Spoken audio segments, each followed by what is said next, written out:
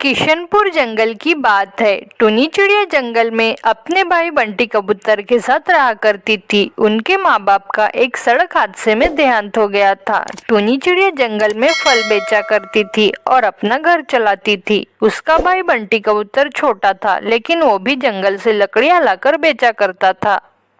माँ बाप न होने के कारण दोनों अनाथ थे, लेकिन अपनी जिंदगी में खुश थे। उनकी जिंदगी अच्छे से गुजर रही थी, लेकिन एक दिन के बाद उनकी पूरी जिंदगी पलट गई। जंगल में अचानक जोरदार बारिश चालू हो गई। बंटी, आज अचानक इतनी जोरदार बारिश क्यों हो रही है? पता नहीं, अपना घर बहुत पुराना है, बारिश के कारण इसे कुछ हो न जाए। कुछ नहीं होगा दीदी, हमारे घर को तुम शुभ शुभ बोलो। हाँ, मैं जानता हूँ कि इस तेज बारिश में कुछ भी हो सकता है, लेकिन हम हिम्मत नहीं हारेंगे। ये घर ही हमारे माँ बाबा की आखिरी निशानी है। हाँ बंटी, तुम इतने छोटे हो लेकिन इतने समझदार हो गए हो कि मुझे पता ही नहीं चला। हाँ मेरे भाई, ये हमारे माँ बाबा की आखिरी निशानी है, इसे कुछ नहीं होना चाहिए। बारिश तेज होने के कारण उनका घर बह गया और दोनों बहुत रोने लगे। बंटी, ये सब क्या हो गया? हम अब कहाँ रहेंगे, क्या करेंगे? हाँ दीदी, हमारा घर बह गया। ये बारिश इतनी तेज क्यों हो रही है? अब हम कहाँ रहेंगे दीदी? तुम रो मत बंटी, हम कुछ ना कुछ रास्ता जरूर निकालेंगे, लेकिन अभी बारिश रुकने का नाम ही नहीं ले रही है। हे भगवान, हमारी मदद करो। और कितना बुरा करोगे हमारे साथ? पहले ही हमारे ऊपर से माँ बाप का साया छीन लिया और अब ये घर भी। हाँ भगवान जी, हमारी मदद करो। हम ऐसे बारिश में भीगते रहे तो हम बीमार हो जाएंगे। वो दोनों भगवान से प्रार्थना कर ही रहे थे कि जैसे उनकी प्रार्थना भगवान ने सुन ली हो। अचानक उनका घर उनके सामने वापस आ गया और वही जो बह गया था वही घर उनके पास आ गया। अरे बंटी, वो देख हमारा घर। ये चमत्कार कैसे हुआ? और देखो, हमारा घर वापस मिल गया हमें। हाँ दीदी, लेकिन ये कैसे हुआ? मुझे लगता है भगवान ने हमारी प्रार्थना सुन ली होगी, तभी अचानक हमारा घर हमें मिल गया। ऐसा चमत्कार भगवान ही कर सकते हैं। वो घर कोई ऐसा वैसा नहीं था, वो एक जादुई घर था और बोलने वाला भी था। बच्चों, तुम दोनों डरो मत। अब से तुम दोनों भाई बहन इसी घर में रहोगे, यानी कि मुझ में। तुमको मैं कुछ भी नहीं होने दूंगा। ऐसा समझो कि तुम्हारे माँ बाबा ने तुम्हें यहाँ वापस भेजा है। वो दोनों तुम्हें स्वर्ग से देख रहे थे और तुम्हारी तकलीफ की वजह से ही मैं यहाँ आया हूँ। आओ, जल्दी से अंदर आओ। देखो मैं कितना मजेदार हूँ। बारिश में इतना भीगोगे तो बीमार हो जाओगे।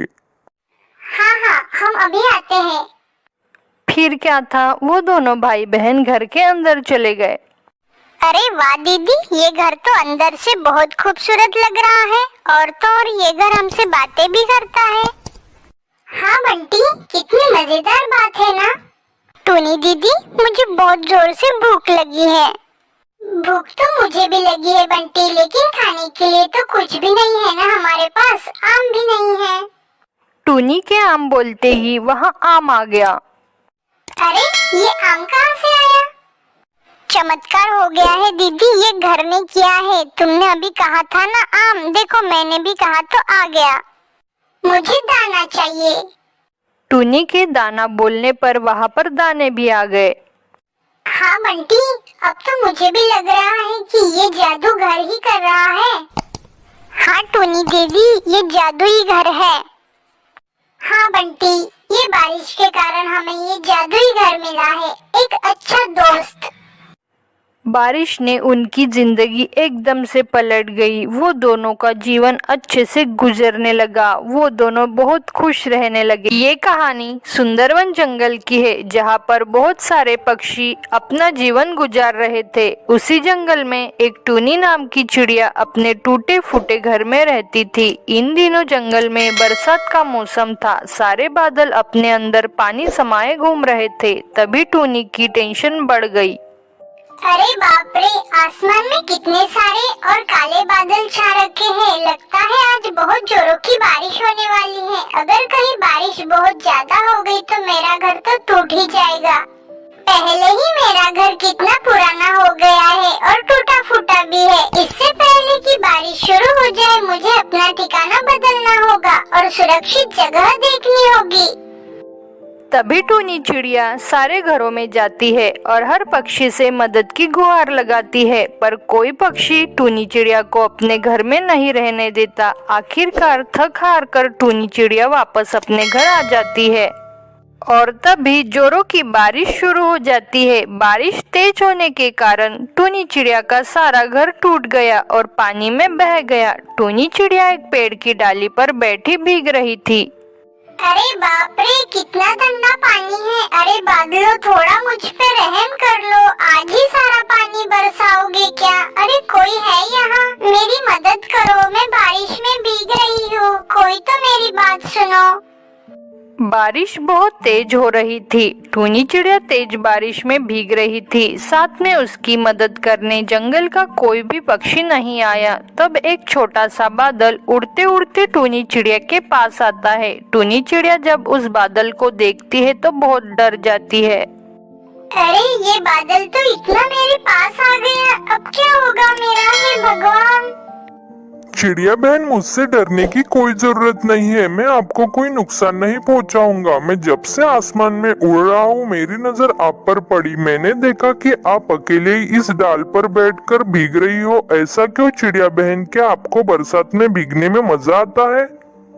अरे बादल भैया, मैं आपको क्या ही बताऊं, मेरा घर इस बारिश में टूटकर बह गया है। अब मेरे रहने के लिए कोई जगह नहीं बची है, ना ही कोई घोंसला और ना ही कोई घर। मैं करूं भी तो क्या? अरे चिड़िया बहन, अगर आप इस तरह इस बारिश में भीगती रही तो आप बीमार हो जाओगी।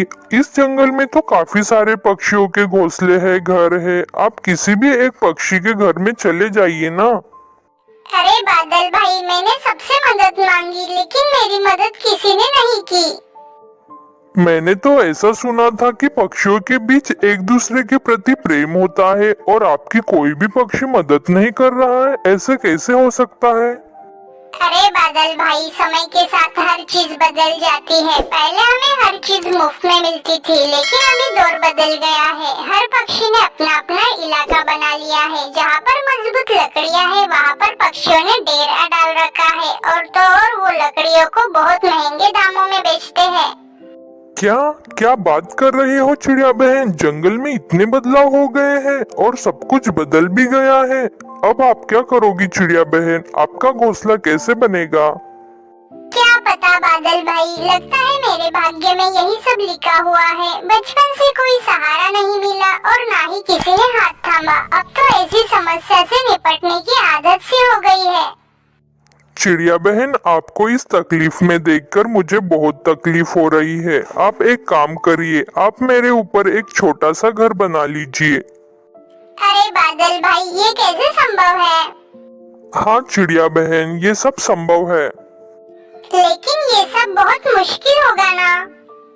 हाँ मुश्किल होगा, लेकिन नामुमकिन नहीं। आपके लिए मैं लकड़ियाँ इकट्ठा करता हूँ, मेरे ऊपर एक घर बना लेना। ऐसा करने से ना ही आपको बरसात में तकलीफ होगी और ना ही आपको गर्मी लगेगी। आपका जीवन एकदम अच्छे से बीतेगा और इसी तरह मुझे भी आपका एक साथ मिल जाएगा। हम दोनों मिलकर बहुत मस्ती करेंगे। बादल की ये सारी बातें सुनकर चिड़िया के मन में एक उमंग सी जग जाती है और वो उसी बारिश में एक एक करके सारी लकड़ियां बादल के ऊपर रख देती है। फिर जैसे तैसे टूनी चिड़िया उस बादल के ऊपर एक बांस का घर बना लेती है और उसमें रहने लगती है।